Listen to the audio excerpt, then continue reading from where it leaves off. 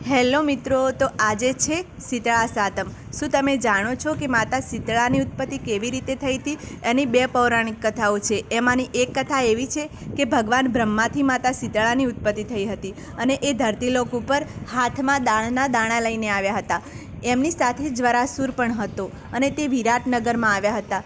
ત્યાંના નગરના રાજા વિરાટે એમને સાથે જ્વરાસુર હોવાથી એમને એમના રાજ્યમાં રહેવાની ના કહી હતી, જેનાથી માતા શીતળા માતા ક્રોધિત થયા હતા અને આખા નગરમાં જ્વારા નામનો એટલે કે આપણે જે શીતળા માતાનો રોગ નીકળે છે એ નીકળી આવ્યો હતો બધા નગરમાં।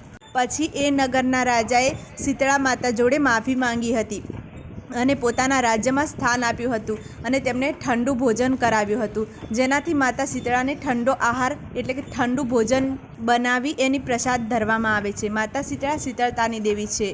શીતળા સાતમના દિવસે માતા શીતળા આવે છે ચૂલામાં આળોટવા, એવું કહેવામાં આવે છે, જે જૂની માન્યતા છે। તેથી ચૂલાને પ્રગટાવવામાં આવતો નથી, એ દિવસે ચૂલો બંધ રાખવામાં આવે છે। અને બીજી પૌરાણિક કથા એવી છે કે જ્યારે માં ભગવતીએ કાત્યાયની અવતાર લીધો હતો ત્યારે તેમના નગરમાં જ્વરાસુર નામનો અસુર હતો, એણે રોગ ફેલાવ્યો હતો જે એમના મિત્રોમાં લાગી આવ્યો હતો।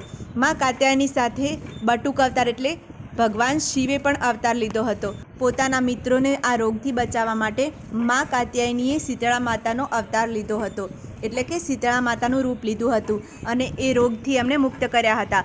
અને એમની સાથે જન્મેલા ભગવાન શિવ એટલે કે બટુક રૂપમાં હતા, એમણે કાળ ભૈરવનું રૂપ ધારણ કરી અને જ્વરાસુરનો વધ કર્યો હતો।